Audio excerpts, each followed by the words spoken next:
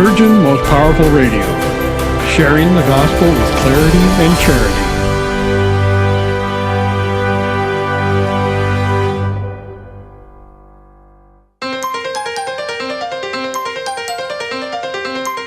And now, Virgin Most Powerful Radio is pleased to present Hands-On Apologetics with renowned Catholic author and apologist, Gary Michuta.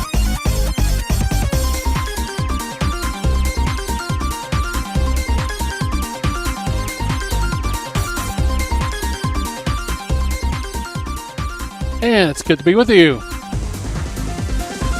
Yes, you have entered into Virgin Most Powerful's Apologetics Dojo, the Apologetics Zone, I like to call it. And I'm Gary Michuta, and it's great to be with you today as we discuss how to explain and defend the faith with clarity and charity and confidence as well. It's a wonderful show in store for us today. No, it's not Godzilla versus Rodan, but it is Mathoma versus Common Objections. How about that? Yes, we're going to have Mathoma back on the show. I'm not really sure how you pronounce it. If you recall, let's see, way back at March 21st, we did part one of the show where Mathoma, who's a very popular YouTuber, his YouTube channel features mostly math. You know, he loves math. So if you go on YouTube and type in Mathoma, you'll find things on geometric algebra and all sorts of strange and abstract mathematical stuff. But dig a little deeper, you find out that Mathoma is actually a very good classical theistic apologist in his own right. And in fact, I love his channel because of how he deals with anti-God objections. So he does it very thoughtfully, and I think he's a great addition to the show. So what I want to do is have him on. We're going to be answering the most common atheistic objections that you'll find out there in social media and whatnot. So Mathoma is revisited. Okay, Mathoma Part 2, I guess. As always, we are going to have our Finding of the Fallacy, which today, it's strange. Our Finding of the Fallacies lately have been lots of Latin phrases. Today's Latin phrase is tu quoque fallacy, which means and you also.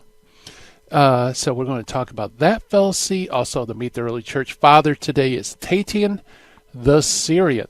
Tatian the Syrian. Very important early church father, not very well known. And he's also not, there are problems with Tatian, so we'll talk a little bit about that. And as always, you are part of the show. If you have a question for Mathoma, or perhaps some non-believer has thrown an objection at you that you're not really sure, how to answer in regards to whether or not God exists, give us a call at 888-526-2151. That's 888-526-2151. Love to have you on the show. Or if you would like to email your questions, please shoot us an email. It comes to the Dojo mailbox. I'm glad to answer it. And I also saved the good ones to put on the air. Or, maybe you're in a situation right now that you would like some advice or perspective. Or maybe you want to share a story about how you discussed the faith or defended the faith with someone and it turned out really well, or maybe it didn't and you'd like some advice about where it went wrong. Send it to us at questions@handsonapologetics.com. Questions@handsonapologetics.com. It flies through the internet into the electronic Dojo mailbox, and we'd love to hear from you. And also, it's time for our shout-outs for those watching live stream on social media, such as Facebook and YouTube. Hello, everybody. Good to see you. Lots of familiar names. Yes, the emojis are flying on YouTube. Great to see that. Well, hey, welcome back, folks. And also welcome back for those listening on radio. It's great to be with you. By the way, I should mention, I usually do, but it's important that visit the virginmostpowerfulradio.org website. I love online resources because, every one of us has chores that you have to do. You have to take out the garbage. You have to wash the dishes. And it's really great when you could do these things while listening to podcasts that will inform and entertain. So I'm always listening to podcasts, and if you want to download podcasts for Hands-On Apologetics, go to virginmostpowerfulradio.org website and go to our shows, scroll down to Hands-On Apologetics, and voila, you can access part 1 of Mathoma. You can access the very first show we ever did. You can access other shows with other awesome guests, all right there at your fingertips. Not only Hands-On Apologetics, but Jesus 911, Terry Jesse Show, all the awesome shows that Virgin Most Powerful produces. So check it out, folks. And you can download it. You can share it. You can do all sorts of wonderful things with it. And we appreciate that. And by the way, for those watching live stream, we also appreciate, if you could give us a like, subscribe if you can. If you haven't just subscribed, you should subscribe. Let people know about us because, part of sharing the faith is that you have to let people know that resources are available, and we'd like to be your lifeline if we can. All right, very good, folks. Let's jump to our Finding the Fallacy segment of today, and the Finding the Fallacy is the tu quoque fallacy, which basically means and you also fallacy. So what's so fallacious about saying yeah and you also? Well, it's also appeal to hypocrisy. And the problem with this fallacy is that it tends to discredit the opponent's argument by asserting that the opponent fails to act consistently with its conclusions. So for example, you say that what X is immoral. The person will launch a tu quoque. Well, you don't do that, or I know lots of Catholics who don't do that, or I know lots of believers that don't do that, and so on and so forth. So basically what they want to say is, you're preaching one thing, but you're doing another. You're being a hypocrite. And in a way, if I were to categorize it myself, I would say the tu quoque fallacy probably falls more into a non sequitur or red herring because it doesn't necessarily follow. When you give an argument, you're arguing that something is true, okay? Not whether everybody lives up to that truth. That's an entirely different question. And so there's lots of ways you can deal with the tu quoque argument or the yeah and you don't argument, okay? And that is to concede the point. I love this. Trent Horn, when he was on the show, he recommended this, and this is something I've been doing for years. What you do is concede the point even hypothetically. For example, you could say, okay, fine. Let's say I don't live up to the faith. Let's say I'm a horrible sinner. Let's say I am Hitler incarnate. Nevertheless, why is this not wrong? Okay, so you got to refocus, concede the point, say, fine, okay. I concede it. We're terrible sinners or whatever. We don't live up to this truth. Nevertheless, you haven't shown me why it's false. Okay? And once you do that, then, you have to keep refocusing back on the subject. And you'll be A-okay. So that's our Finding the Fallacy for today, the tu quoque fallacy. Now let's go to Meet the Early Church Father. Our Meet the Early Church Father today is Tatian the Syrian. Notice it's not Saint Tatian the Syrian. Boy, try saying that fast. He flourished roughly AD 165 or 175. Very little is known about Tatian's life, and even less about how he died. He was born in Syria to pagans. He was born in a pagan home. And like Justin Martyr, which we've talked about a few programs ago, St. Justin Martyr, he sought true philosophy and he found it in Christianity, which actually this lines up perfect for our discussion on theistic apologetics today. In his wanderings brought him to Rome, where he became a pupil of Justin Martyr in his school.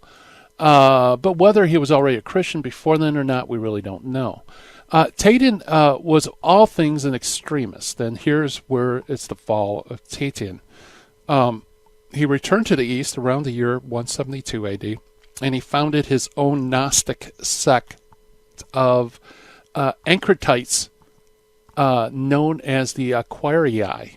Okay, don't worry, you don't have to know that. All you have to know is that he kind of went off the deep end. And so they were extremists. They would take things and go to a fanatical extreme. because, for example, they fanatically rejected any use of wine, so they changed the Eucharist and substituted water for wine in the Eucharist. Others rejected or discouraged second marriages within Christianity, but Tatan's sect actually, his sect rejected even first marriages, which quite possibly was a factor in why this sect disappeared. They just didn't have any offspring. So he's not a saint. He kind of goes off the deep end after a while. But perhaps he's best remembered for an arrangement of the harmony of the Gospels. And harmony of the Gospels basically means, if you read the synoptic Gospels, Matthew, Mark, and Luke, and even parts of John, you'll find out that there's some overlap of the historical narrative. Well, harmony just attempts to put that all into a single historical narrative. And he made one of these. It's called a Diatessaron. And until the 5th century, it was the official form in which the Gospels were used in the liturgy in the Syrian church. And in fact, it seems that this Diatessaron actually had quite a bit of influence on other Gospels, textual traditions, if you will. We're not really sure what language the original Diatessaron was written in. It might have been Greek or Syriac. We still don't know. And only fragments of this work has survived in either of those languages. But we nevertheless it can be reconstructed. And there are extant reconstructions of it in Latin, Arabic, and also Middle Low Franconian. Okay, very interesting. Anyway, that is our early church father for today, which is Tatian the Syrian. And coming up on the other side of the break, Mathoma visits the dojo. We're going to be talking about answering common atheistic objections. So stay tuned, everybody. More to come.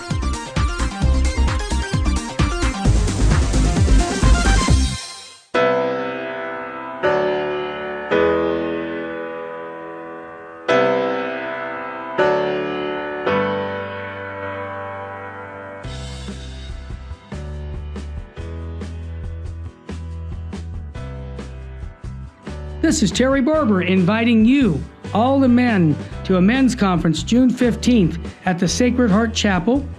This is going to be a day where we're going to talk about true masculinity. You know, there's a problem in the Catholic Church today. We have very few men who love the Catholic faith.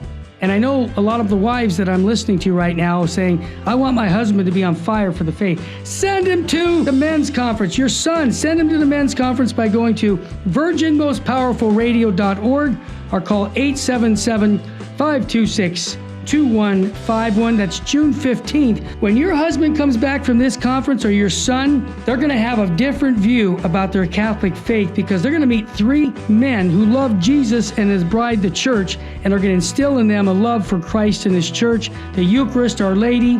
Bring them to virginmostpowerfulradio.org. Sign up there or call 877-526-2151. Full sheen ahead. It is only because of your continued prayers and generous donations that Virgin Most Powerful Radio can broadcast live each weekday. We count on your spiritual and financial support because you understand the urgent need for Catholic programming that shares the gospel with clarity and charity, but without compromise. Please prayerfully consider becoming a monthly donor. You can set it up with the touch of a button on our website, catholicrc.org.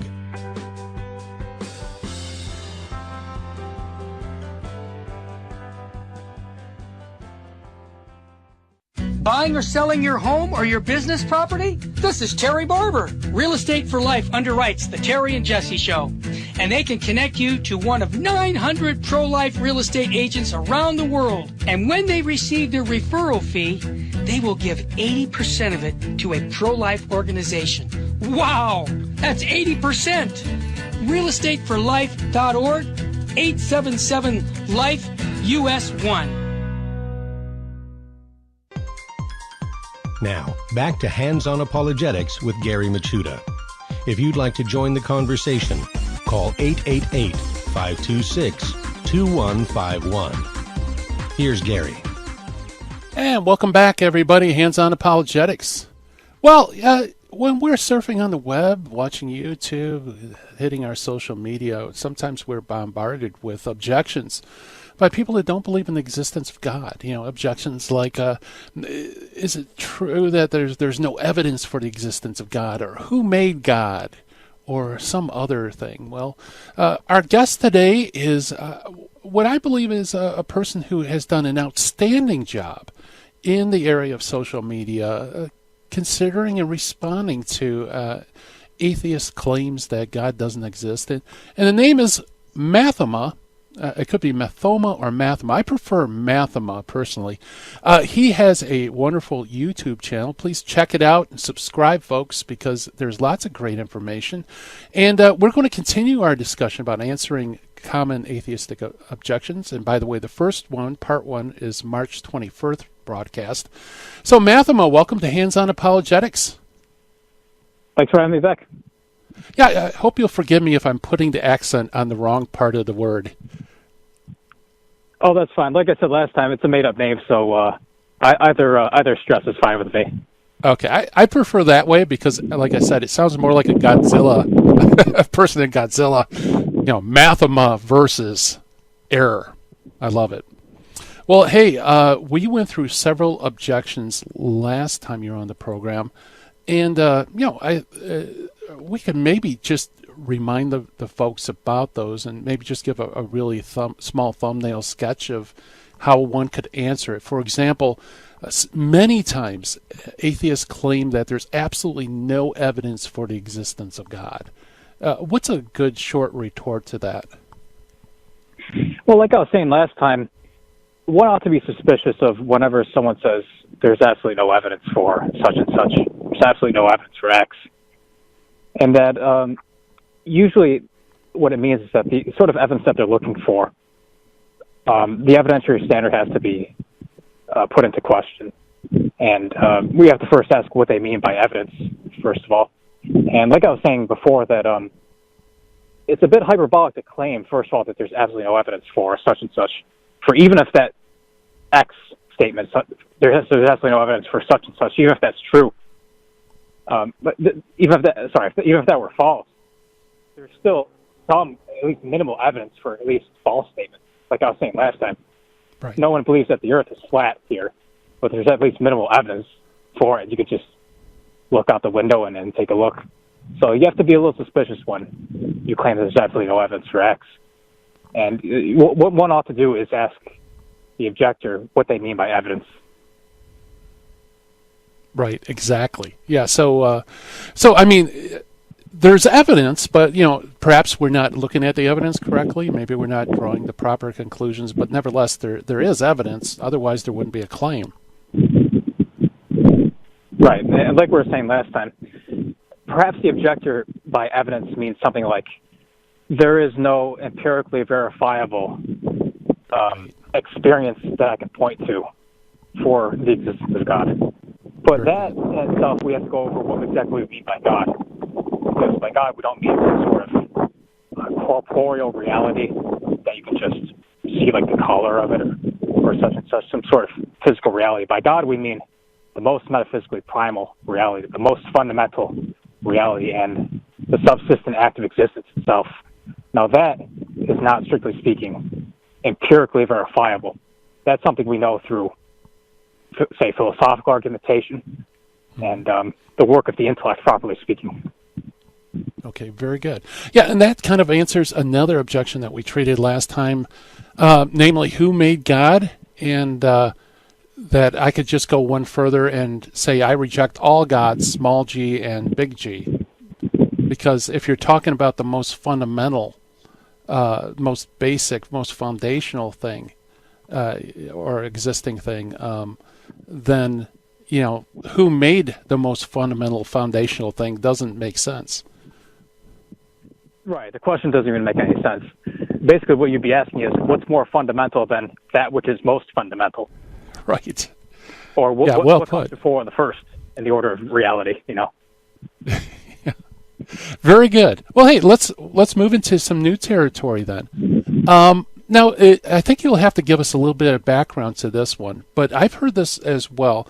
Many times atheists would say, well, what if the universe just always existed?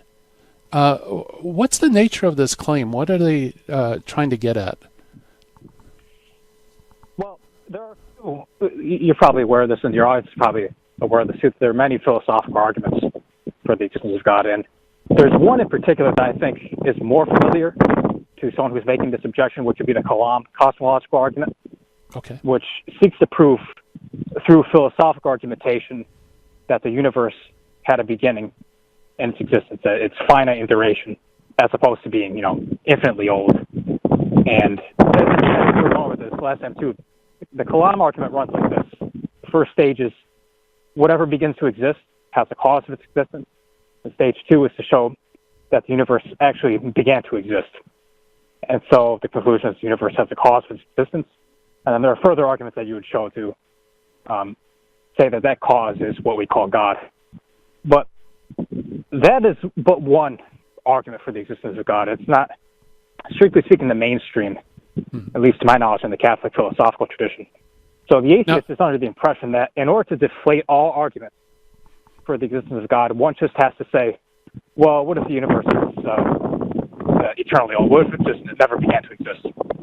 But the problem with this is that it ignores every other argument that is proposed by, say, like St. Augustine, in which this objection simply is irrelevant, because these arguments are not based on the premise or the assumption that the universe began to exist. It could go one way or the other in terms of the truth, and it would not matter for the argument, because those arguments are concerned with the here and now. They're not concerned with some event that happened in the distant past. So this, in terms of the main arguments for the existence of God, this objection is, strictly speaking, irrelevant, because it doesn't appear in one of the premises of the argument.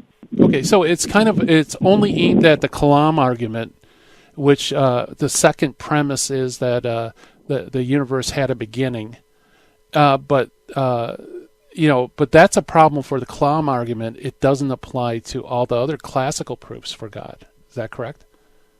Right. If you take an example, for instance, the first way, St. Thomas's first way, the argument of motion, the argument of change. Fraser has a version of this in his 5 proofs called the Aristotelian proof. That argument does not argue from the finitude of the universe, that it had a beginning in time. So it's not required as an assumption for the argument. And since it's not required as an assumption of the argument, bringing up that objection is simply irrelevant. Yeah. So in fact, you can imagine. Oh, I'm sorry. Go ahead. Well, you could, just for the sake of argument, you could say, okay, let's pretend that's right. I mean, of course, as Catholics, you don't believe it's right, but just for the sake of argument, let's pretend that that's right. It would still have nothing to do with argumentation used for St. Thomas' first way. Again, relies upon a subordinated series of movers or actualizers in the here and now. And that's what requires an analysis, not some event that happened in the distant past. Yeah, very good, very good. In fact, didn't St. Thomas believe that it's philosophically you could have an eternal universe and still, the proofs for the existence of God would still work? Yep. Well, the main arguments that he gives don't rely upon that premise. Like I was saying, that the universe began to exist. Of course, St. Thomas is a Catholic, and of course he believes that that's true, right, because it's part of the Catholic faith. It's part of divine revelation. But if you check out his essay called De Eternitate Mundi, which is on the eternity of the world, he goes through a slightly different question. He's not so much asking whether the universe began to exist, because of course he already believes that, because it's an article of the Catholic faith. But he's asking a slightly different question, which is, can we prove through a philosophical argumentation that the universe began to exist, that the universe is finite in its age? And that's really the question he's after. And if you go through the analysis, what he's also asking that, is it within the scope of divine omnipotence to have something be created, to both, one, be created, and two, be infinite in its age, be infinitely old? And so that's really that's the question he's trying to answer, which is a distinct question from, as a matter of fact, is the universe finite at its age? Did it come into existence at some point in the past?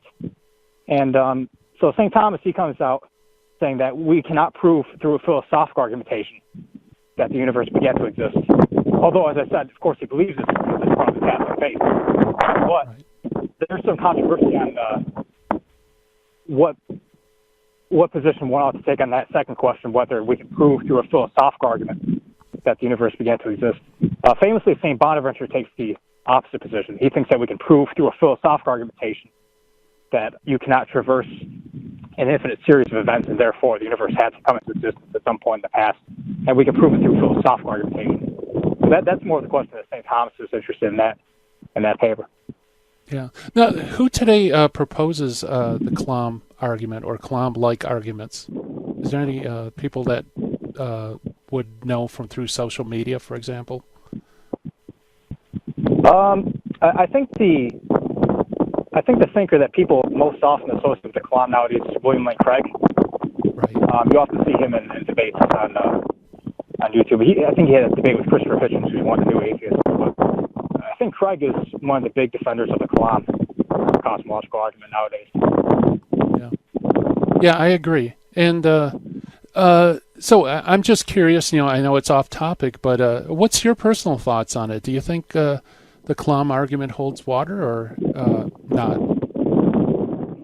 Well, of course, I think both premises are true. Yes. Although I tend to come out on the side of St. Thomas in that second premise, that the universe began to exist or that the universe is finite in duration.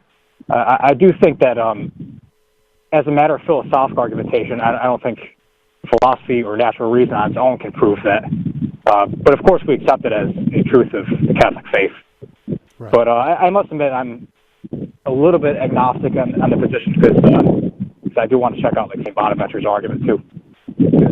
I've only really skimmed through that one, but it's an interesting question, though. Yeah, it is. Yeah, and in fact, I for me personally, I think it's dangerous because it gives the impression that the second premise can be known through science, and science is always provisional. It's always changing. It's always refining its conclusions. So, right now, the second premise may seem to be confirmed by science, but who knows? Maybe someday down the road it might change. Yeah, that's actually a good point because the strength of the conclusion in an argument depends upon the strength of the premises, the assumptions in the argument.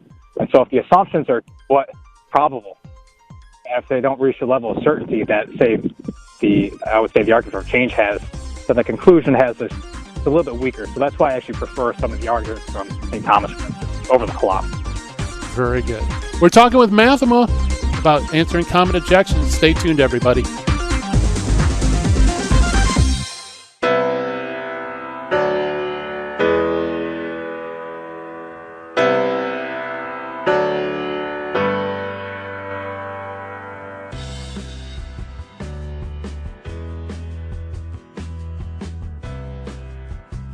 This is Terry Barber inviting you, all the men, to a men's conference June 15th at the Sacred Heart Chapel. This is going to be a day where we're going to talk about true masculinity. There's a problem in the Catholic Church today. We have very few men who love the Catholic faith.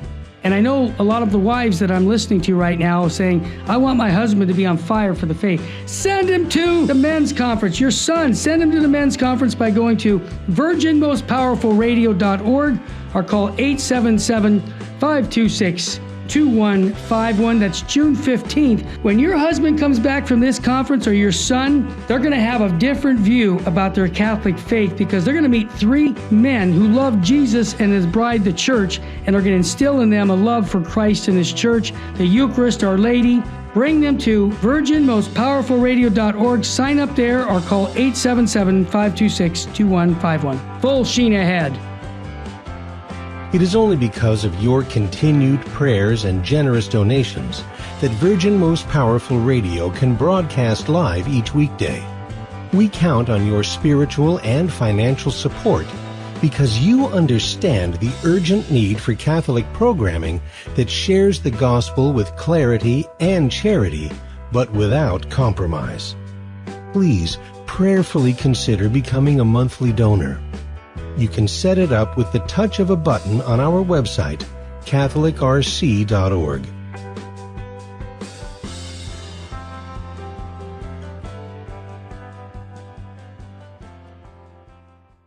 Buying or selling your home or your business property? This is Terry Barber. Real Estate for Life underwrites the Terry and Jesse Show, and they can connect you to one of 900 pro-life real estate agents around the world. And when they receive their referral fee, they will give 80% of it to a pro-life organization. Wow, that's 80%. realestateforlife.org, 877-LIFE-US1. This is Jesse Romero. You're listening to Hands-On Apologetics with Gary Machuda on Virgin Most Powerful Radio. And welcome back, everybody. We are talking with Mathoma about answering common objections, atheistic objections to the existence of God. And Mathoma, before we jump into the stone paradox, I just wanted to ask you a kind of personal question. On your website, by the way, all the stuff you have on classical theology is great, classical apologetics, but there's an awful lot of very high-level mathematics. And, can you tell me what your connection is with this? Is this something professional, or is it a hobby, or... how did you become interested in mathematics? I studied quite a bit of mathematics in college. In college, I studied physiology and biology, but I've always had an interest in the other sciences as well, physics, chemistry. And naturally, when you get into physics, you have to get into mathematics as well. Right. And there are certain areas of mathematics that I really enjoyed studying, particularly algebra and vector calculus. So that's more of a hobby. Okay, yeah, because you put a lot of work into it. It's very interesting. And so, for the listeners, if you want a website, to explore some of these areas, definitely check out Mathoma's YouTube channel. I highly recommend it. And of course, I highly recommend his work with classical theistic apologetics.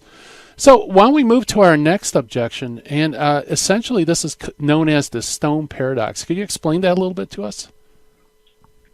Yeah, the stone paradox usually gets framed as a question directed against God's omnipotence. So the atheist will often ask something like, well, if God exists, then he's omnipotent. And if he's omnipotent, then can he create a stone such that even he can't lift it, that's so heavy that even he can't lift it? And so the logic of this question would be, well, if he can create the stone that's so heavy that he can't lift, then, well, he can't lift it. If he can't create the stone, then this seems to be something he can't do, and therefore a seeming threat to God's omnipotence. So either horn of the question's answer would seem to be a problem, at least seemingly for God's omnipotence. Yeah, So in fact, I had an intro to philosophy professor at a secular college that, he threw that out with his little smug smile, like, take that, students. Can God create a stone so large that he can't lift it? Well, no matter how you answer that, it ends up that God is not all-powerful because either he can't create it or he can't lift it. So how do we get out of that paradox? Well, we have to examine the features of this supposed stone, because it does not suffice to just throw some words together into a sentence and have it have any sort of relevance to reality. So the stone has the feature that it's so heavy that who is omnipotent cannot even lift it. But a stone that's so heavy that an omnipotent being can't lift it is straightforwardly a logical contradiction. Right. If you have an omnipotent being, then all things are accessible to it in terms of its power. And a stone that has this feature that's so heavy that an omnipotent being can't lift it is straightforwardly a logical contradiction. And because it is a logical contradiction, it's non-being, essentially. It has no chance of even existing in reality. And this question is no more intelligible than asking, can God make a four-sided triangle? And the four-sided triangle, of course, is just a logical contradiction. it doesn't even rise to the level of possibility.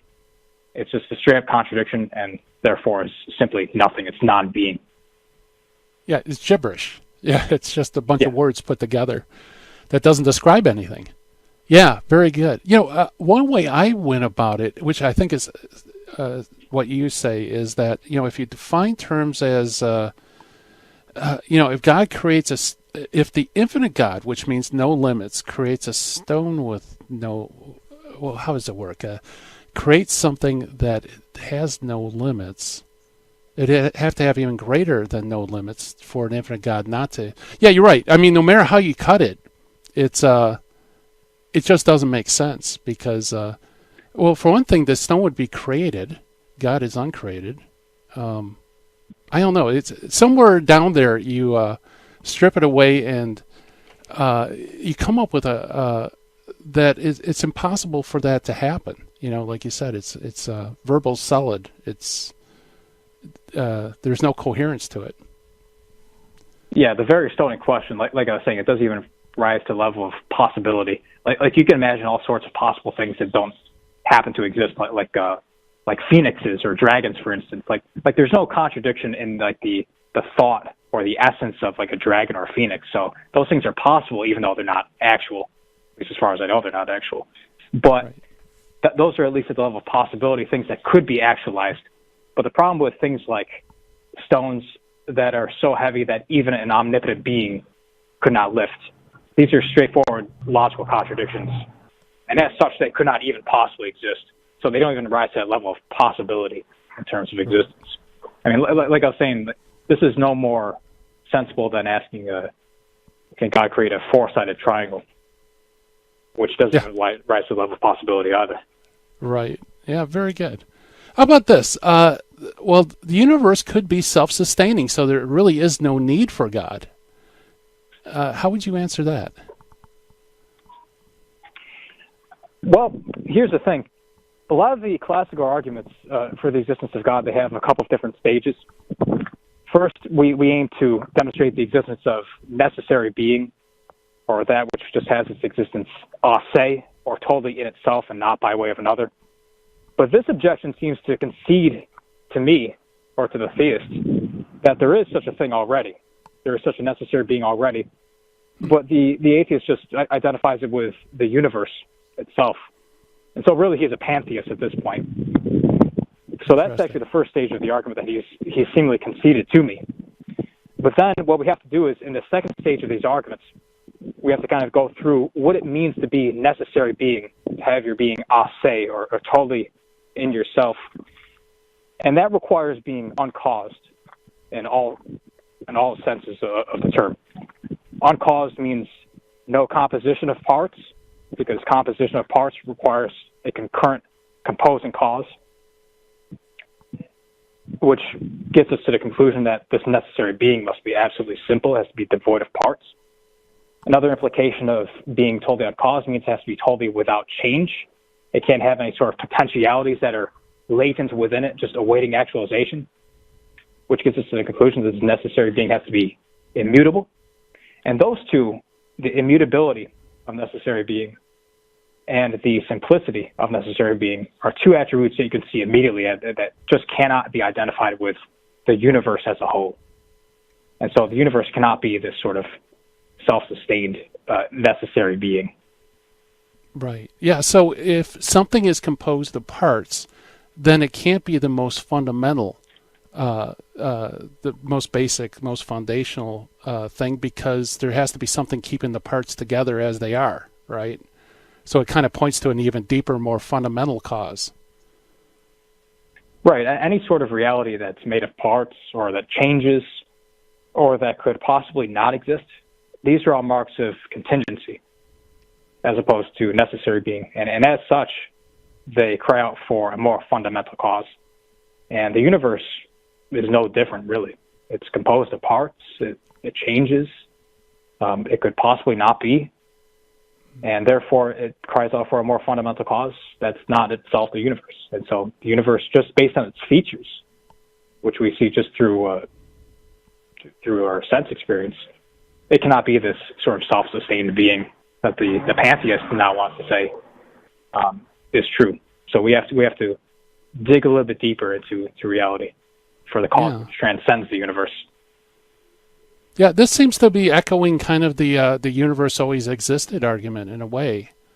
The only difference is it says that the universe is self-sustaining, but if that's true, then it's always existed. But like you pointed out earlier, even if the universe existed, it still doesn't get you down to that most fundamental level of where God is, so to speak. Right. And then another thing about the relation between the eternity of the world and, I guess, God's operation, you could say, is that the Kalam touches on one feature of God's operation, which is his creation of the universe, beginning at some point in the past. But this is certainly an extremely important thing that God does. But what God also does here and now is preserve everything in being. Yes. Not just, start the first domino and just let the thing go, let the universe go on its own. But insofar as anything exists at all, you and I exist, for example, anything that's contingent, it's being, it has to be preserved in being by God. So some of the other arguments, like, say, from St. Thomas Aquinas, they get at this feature of God's actuality, his operation. Yeah, so he's every instant holding us in existence, as opposed to the deist God who just kind of winds up the universe and lets it go. Right, which when you sort of spell out the metaphysics throughout the classical tradition, you see that even that picture, the deistic picture, doesn't make a whole lot of sense. Yeah. You do require something to hold everything that's contingent in being. Without pure actuality, nothing else, like you and I, that's a composite of potentiality and actuality, could even exist for a moment. Right. Yeah, very good. That's funny how, our imaginations keep trying to make God into this deist God or a pantheistic God. Either everything is God or God just kind of winds everything up and lets it go. It's unusual that, our imaginations want to go to those two extremes. It's hard to wrap your mind around the God who sustains all things every instant. Yeah, that's true. And one thing that a lot of newer writers in Catholic philosophy and theology that they often point out is that you have to be on guard when you do philosophy for precisely that error, and that you rely too much on your imagination as opposed to using your intellect, properly speaking. Because the best your imagination can do is draw particular images, just particular things.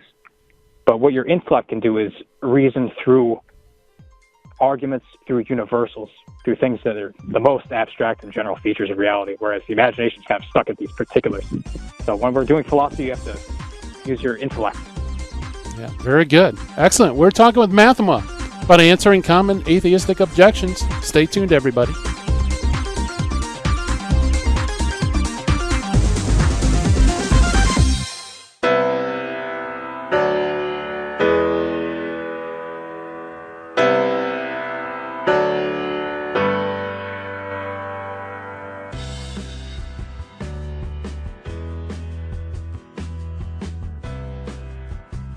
This is Terry Barber inviting you, all the men, to a men's conference June 15th at the Sacred Heart Chapel. This is going to be a day where we're going to talk about true masculinity. There's a problem in the Catholic Church today. We have very few men who love the Catholic faith. And I know a lot of the wives that I'm listening to right now saying, I want my husband to be on fire for the faith. Send him to the men's conference. Your son, send him to the men's conference by going to virginmostpowerfulradio.org or call 877-526-2151. That's June 15th. When your husband comes back from this conference, or your son, they're going to have a different view about their Catholic faith, because they're going to meet three men who love Jesus and his bride, the church, and are going to instill in them a love for Christ and his church, the Eucharist, Our Lady. Bring them to virginmostpowerfulradio.org. Sign up there or call 877-526-2151. Full sheen ahead. It is only because of your continued prayers and generous donations that Virgin Most Powerful Radio can broadcast live each weekday. We count on your spiritual and financial support because you understand the urgent need for Catholic programming that shares the gospel with clarity and charity, but without compromise. Please prayerfully consider becoming a monthly donor. You can set it up with the touch of a button on our website, catholicrc.org.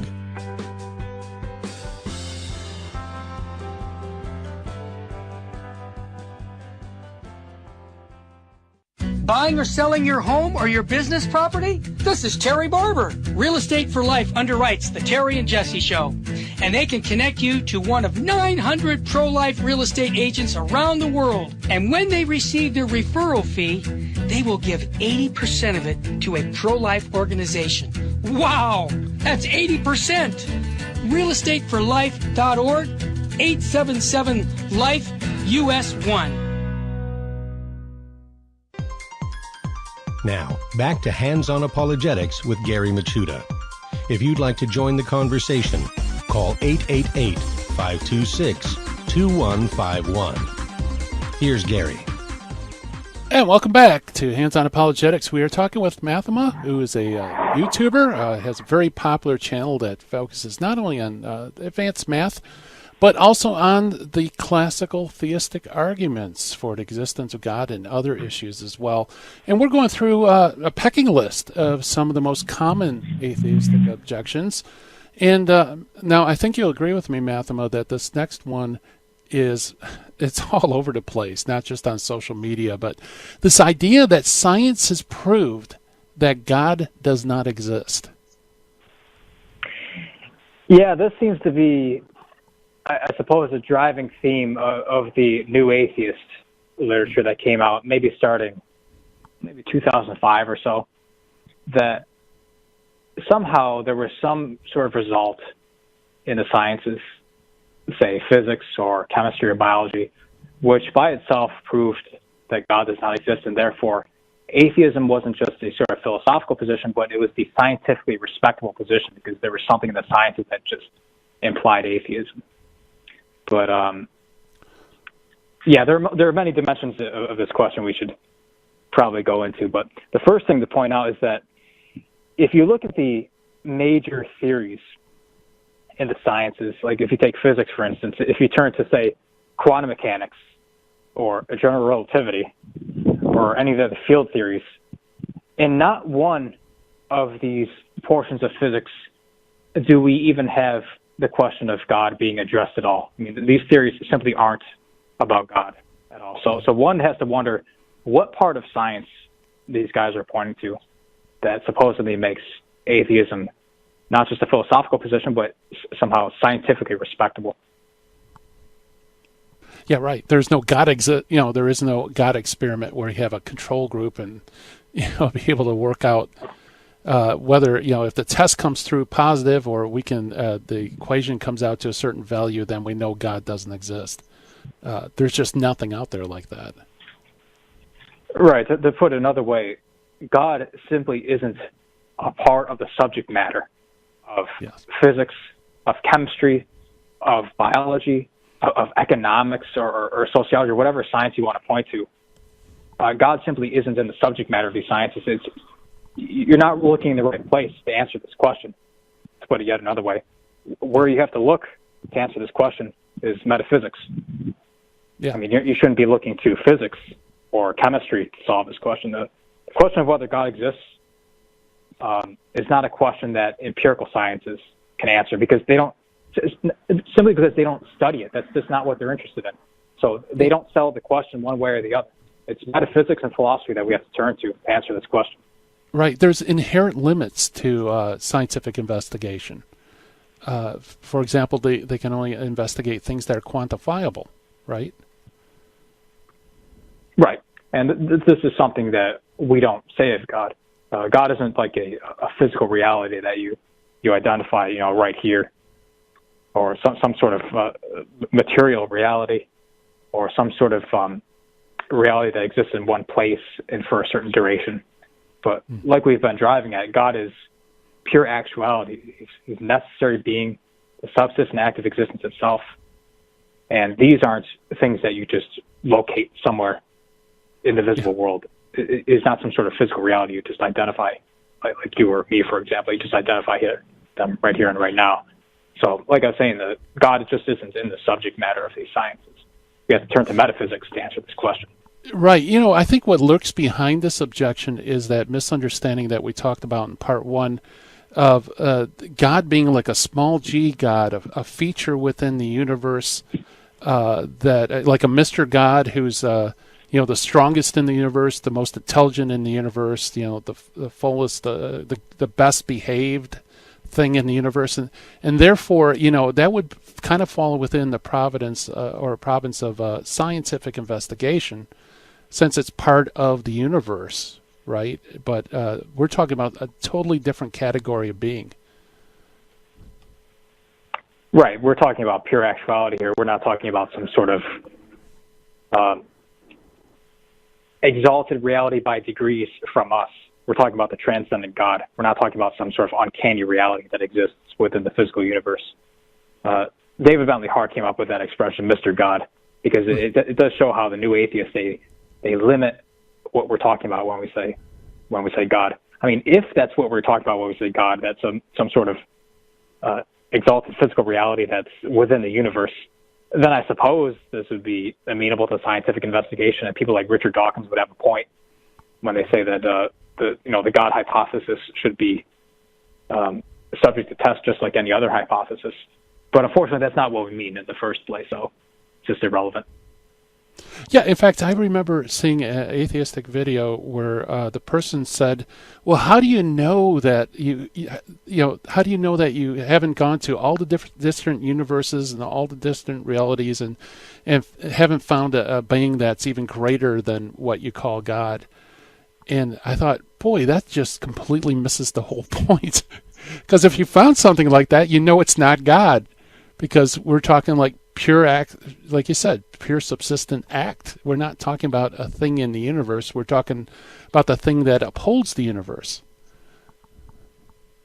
Right. We're looking for the ultimate cause. We're looking for the first cause. We're not looking for yet another physical reality that we could identify and theorize about. Like God isn't like an electron, like some sort of localized reality that we build theories off of. Yeah, very good. In fact, it's also I think this also assumes that science is the most fundamental way in which we can know truth. In a sense that that's even science can tell us things about metaphysics and other questions like that. Do you agree? Right. That's another dimension to this question as well, is that the person asking you usually is assuming some sort of scientism, mm-hmm. which is the view that only what the empirical sciences reveal to us should be considered knowledge, that the only means of knowledge available to us would be the empirical sciences, for example, physics, chemistry, biology, for instance. And therefore, anything other than that, any other discipline such as philosophy or metaphysics or theology, these are to be excluded because they are not themselves empirical sciences. So that position would be scientism. But the problem with scientism is that it's transparently self-refuting. Mm-hmm. It's a metaphysical position of itself which tries to undermine all other metaphysical positions. The thesis of scientism itself is not a result of the empirical sciences. Like, the empirical sciences do not tell us that all knowledge is to be limited within physics, for instance. That's not something that comes out of the empirical sciences. Right. To put another way, the thesis of scientism cannot be scientifically verified. It cannot be itself known through scientific means, and therefore it is self-refuting. And if the person who espouses scientism claims to know this, he knows this through a means which is supra-scientific or above the scientific, and therefore he refutes his own position because he just told us that we are only to limit ourselves with the empirical sciences. So, yes. To put it yet another way, he's trying to deny metaphysics, which seeks to sort of survey being, to survey reality. But when the propounder of scientism, he has to get himself to this position to where he can survey reality just to espouse his scientific position himself, which is the sort of position that he's identifying that's possible. So it's a metaphysical system that tries to reject all metaphysics, which is just contradictory and self-refuting. Yeah, very good. Very good. Well, we have two more objections. Maybe we could go through them fairly quickly. One would not necessarily be a direct argument against God's existence, but someone could have a random gripe about some aspect of Catholic moral theology. That they disagree with ethics, therefore your God doesn't exist. Yeah, see, that's I suppose more of a rhetorical objection. So, I mean, you and I both know there are certain issues within the secular world that are extremely controversial. For example, sexual ethics, and so the objector wants to say something like, "Oh, well, if your arguments are right, then I'm going to have to conduct my life in a way that's totally different than the way I'm conducting myself now. So that's a reason to reject your philosophical arguments." But the problem is that the objector has to actually address the arguments. He can't just say parenthetically that there's a certain ethical teaching of the church, for instance, that he disagrees with. He has to actually address the metaphysics of the argument. Yes. Yeah, in other words, he's kind of just misdirecting to some other issue and not really dealing with the arguments itself. Right. Yeah, and I think you could probably say the same thing. I love how you put it's insert random historical grievance against the church, like Galileo or Inquisition. That's also kind of a red herring too, isn't it? Yeah, I mean, I would give more or less the same reply to that. Even though I think with a lot of the historical stuff, a lot of those objections, or quote-unquote objections, are just diffused by studying the history in a little bit more detail. Yeah. Like, there are aspects of the Galileo affair and of the Inquisition that many people just aren't aware of. Yes, that's and true. Usually what's like presented in like public schools, for instance, is simply mythology.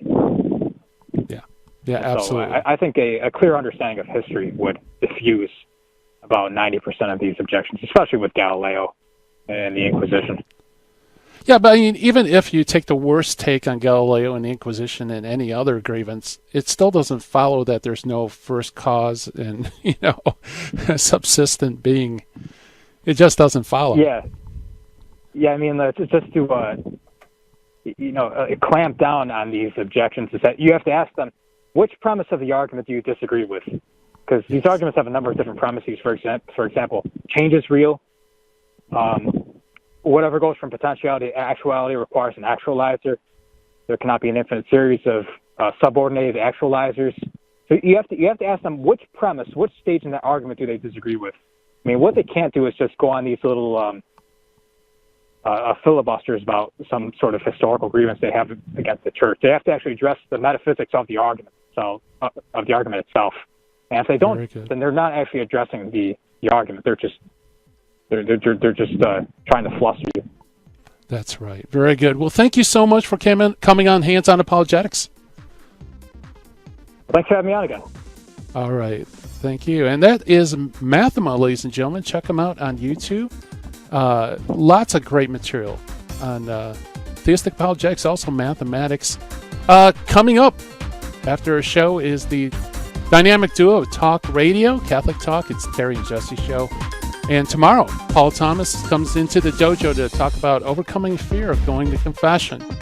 So, very timely subject. Also, today we have the debut of a new show, Church for the Masses, by Dr. Barbara Nicolosi. So, you can check that out at noon Pacific time, Virgin Most Powerful Radio. It's time for me to turn off the lights here in the dojo. I hope everybody has a great and blessed day. Thank you for listening. Bye-bye. In the 1990s, I lived and worked in Hollywood. But when my wife Betty's mom took ill, we relocated to Orange County. And it was during this time in our lives that I converted to Catholicism. Once my eyes were opened to the truth, I couldn't learn enough about the faith. But I had less free time than ever, especially with a long commute. That's when I discovered the real value of Catholic audio. Listening to cassette tapes transformed my daily commute into a miniature retreat. And that's the beauty of Virgin Most Powerful Radio today. Since the podcasts are archived, you can listen anytime on our smartphone app. I know how listening to Catholic audio can bring you closer to Christ and His Church. So I encourage you to visit the App Store or go to vmpr.org and download the app today. It just might change your life. I'm Matthew Arnold for Virgin Most Powerful Radio.